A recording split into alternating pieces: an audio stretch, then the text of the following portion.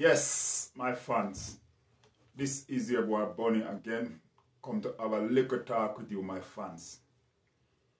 But as I always said, my fans, if it's your first time on the channel, don't forget to like the video, share the video, comments, and subscribe to the channel. So, share the video that others can see it. And just hit that subscribe button and be a part of the family. Yes. So what am I talking about today? I'm going back into my youthful days. And the reason why I'm going back into my youthful days, I want to talk about farming. Because I notice a lot of Jamaicans is talking about farming now. And even in the UK, a lot of us here try to do a little farming, whether in the back garden or in an allotment or somewhere. But the reason why I want to talk about farming is what I realize 90% of the people who do farming now in Jamaica, they use fertilizer. Yes, they use fertilizer. And this is where I'm going now. When I was growing up as a child, my parents was farmer, and a lot of people in my community district, they do farming. They plant cabbage, carrot, gungo peas, name it. And the thing that I know, that none of these farmers never use fertilizer. So basically, that let me think now, if those farmers in those days never used fertilizer and their crop was so successful, why nowadays most farmers use fertilizer to bring their produce? I remember when I was about the age of, I would say 10-year-old, my father pick a pumpkin and he make a cutter and put this pumpkin on my head. And I tell you, this pumpkin was heavy. I cried to carry this pumpkin, 10, 11-year-old. Now, what I'm simply saying, nowadays, everybody use fertilizer to grow things. We, as a farmer growing up, we used to plant red peas. And when we plant red peas, we chop down acres and acres and acres of land to plant red peas. You probably have 10 people a bush planting peas for the day. Pure peas, red peas. Same thing with carrot. You probably have 5, 6 men plowing land to plant carrot. Yam, name it, cucumber, melon. Not melon, we never grow melon. But we grow tomato and all of these crops. And what I'm saying, although my parents grew all these things, I've never one day seen them use fertilizer to grow anything. Now, what I noticed in my days, when they chop down the land, 90% of the land that they chop down, they don't burn them. They use them, and when they plow the land, they sink them back into the ground, and those rotten out into the ground, and it becomes manure to the ground. When we plant yam, they will dig the yam hole and stuff it back with grass, and then bury it up, and then put the yam on top of it. So when the yam grow down into the soil, it grow into the soft as manure. So these are the things that they used to use as fertilizer. Now, when we chop down big woodland, what they do, they burn what they can burn, and the rest of it, like the rubbish, they will use it and make something called, we call it contour, to hold the land from sliding. Now, all the grass and the rubbish that they use to make those control, those eventually rotten back into the land and mulch the land as manure. So, in my days, my parents, me, and other farmers who I know, back in the West Indies, they grow a large quantity of stuff like gungo peas, red peas, carrot, tomato, banana, name it. So all of these crops, they grow without fertilizer. The next thing I want to talk about is how we grew up. My parents, 90% of the things that buy from the shops is oil, flour, and sugar. Everything else comes from the farm. Because my parents grew everything, they could manage to pick breadfruit, gungo peas, red peas, carrot, callaloo, name it. A lot of stuff comes from the land that they farm. And that helped them to, although life was hard growing up, but that helped them to budget themselves. Because nowadays, the youth them nowadays, young people growing up, they go to the supermarket and then spend thousands of dollars on supermarket produce. And a lot of these people have land that they could plant things in their back garden. I'm not saying that you must go and do big farming if you are not that inclined, but you can grow anything in Jamaica in any small space. Just as we in the UK here, I have a small back garden and I make a part of my garden allotment. People rent liquor land in the UK and use it as allotment. But in Jamaica, there's a lot of land there where you can either rent or just talk to somebody who's not using the land and chop it down and plant stuff. I used to live at a place called Yallas in Kingston, St. Thomas. And in my back garden, I grow sweet potato, I grow cassava, I grow cane, I plant yam, I plant banana, I plant plantain in Yallas. So, you know, and this type of land is not land like in the country. We're near to the sea. So it's more like sunny mole land, more like sun. But yet still, I managed to grow all these things in Yallas. So the people that live in the hills, I know they can grow things. One of the main things that you can grow is callaloo. I used to live in Kingston, and I go to the market and buy a bunch of callaloo. And when I come home, the big part of the callaloo, I cut them off because it was a bit hard. And I dig up a place behind my kitchen and I plant them. And these things grow, and I could able to cut back callaloo from it and eat from the same bunch of callaloo that I bought.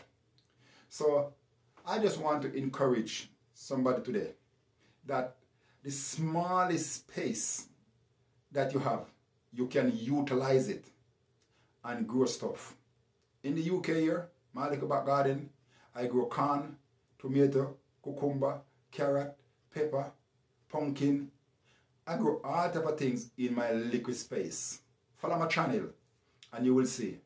Some are coming up now and you will see what I grow in my little back garden. So I want to encourage somebody somewhere, whether in the UK, in Jamaica, or wherever you are in the world. I want to encourage you. Look your smaller spaces. You can even grow things in pot. In pots, you can grow things. So utilize the space that you have. If you plant a little bit of callaloo and you can get one night dinner out of it, you save a night spending. So my fans, my friends, my subscribers, my viewers, wherever you come from in the world, I'm encourage you, try and plant something. Whatever it is, try and plant something. If you even go down to the shop and buy a bag of manure and bore a hole into it and plant little seed into it, you will reap some potato. Yes, you will reap something out of it. I have 3 Irish potato on my windowsill right now, where I intend to plant, because they start to burst the highs, and I intend to plant them. And I guarantee you, I'm gonna get something out of them. Last year, I planted same 3 potato, and when I reap it in, I get a whole pot full of potato. And what I do, I parboil them and put them in the fridge, in the freezer, and it lasts for a long time. So I want to encourage somebody this year, to try and grow something, whatever it is. So if you're watching this video and you agree with what I'm saying, and you decide that yes, I have that intention to grow something, just type in the comments, say yes, I'm gonna grow something this year. Yeah, because I live in the UK, but I'm a Jamaican, and I grew up as a farmer. I planted a lot of stuff when I was growing up. When I was leaving Jamaica coming to the UK, I lived about 25 planting, just start to shoot with other produce around it. So I know how to farm, and that's why I don't give up farming. Wherever I live in the UK and I can grow something, I will grow. So I am encouraging you, my fans, my viewers, my friend, try and grow something. And for you in the West Indies who have the land space to grow something, I'm also encouraging you to put something in the ground. Because if you put something in the ground, you will reap something. If you don't put something, you can't reap anything. And if you put something in and you reap back, you can save back something, and that money will go towards something else. So I am not educated on farming, but I believe I can encourage somebody to try and grow something with the little space that you have. Because when I was growing up, my parents never have it, but because they plant things, it helped a lot. So we could go to the bush and we could come back with a whole bag full of food. I'm talking about banana, breadfruit, cocoa, yam, name it. We'd come back home and there was food to cook. So all them have to buy is fish kind. Sometimes we could cook, we could find callaloo in the bush as well. And the next thing that they used to use is the cocoa heart. When the cocoa tree grew up, in the middle of it, there's a little sprout that come up in the middle of it. They used to cut that out, and they used to tie it in the bundle and put it in the pot. And then they parboil it, and they chop it up and cook it up with saltfish and all of these things. Yes, my parents used to do things like these. The chocho, my mom used to peel the chocho, and she used to slice it and steam it down with saltfish. That's food. The same thing with the cucumber. She used to peel the cucumber, slice it up into slice, and she used to steam that down with saltfish. Trust me, I know how to survive in life. And even because I'm living in the UK, there's other ways that I can survive. You know, a lot of us would say, we're not going into charity shop to go buy clothes. Yes, I go in charity shop and buy clothes because I have to think about my next budget and how am I going to spend my money. So I have to count my one before I spend it. So whatever I can do to cut back on something else to help another bills to pay. So my fans, serious, this video is about encouraging someone to plant something this year. And whatever you plant and reap, that will help you to cover a meal, and whatever you was going to buy, whatever you save, that money can go towards something else. So I want somebody to take a little bit of my advice. If you never plant anything in your life, try and plant something this year. And if you're success and you're in the West Indies, extend your farming. because a lot of people is planting now, but yet there is a lot of land in the West Indies that unoccupied. So if you love farming, go to somebody who you know want a piece of land and ask them either to rent you it or give it to you, make your farm plant look or something.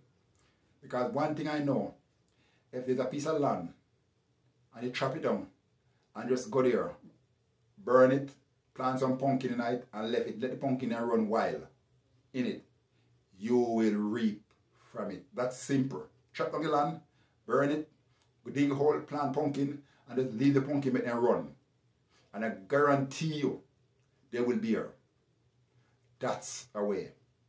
So remember to like, share, comment, subscribe to the channel, because this is your boy Bunny and I just like to help in whatever way I can help. So if this help you, please, please, please go out there and see if you know somebody who have a little piece of land that they are not using, and just ask them, will you rent me this piece of land for a year, 6 months, whatever you want. Or if you're not using it, just let me plant some stuff on it, catch crop on it. Yeah, this is where we survive. Just look at somebody who have a piece of land where they not use. Probably a back garden, somewhere, wherever it is. And just say to them, will you rent me? Or will you just allow me to just plant some stuff on it, catch crop? You know, we have to find ways to survive in life. And you look into it, my friends, my fans, my subscriber, my viewers, and have a think about what I'm saying. I'm saying it because that's how my parents grew me, by farming. So, like, share, comment, subscribe, and I am out. Follow me and see my backyard garden this summer. We're in spring now. So follow me for the next 4 months, 5 months, 6 months, and see what my garden look like. I'm out. Bless up. Catch you on the next video.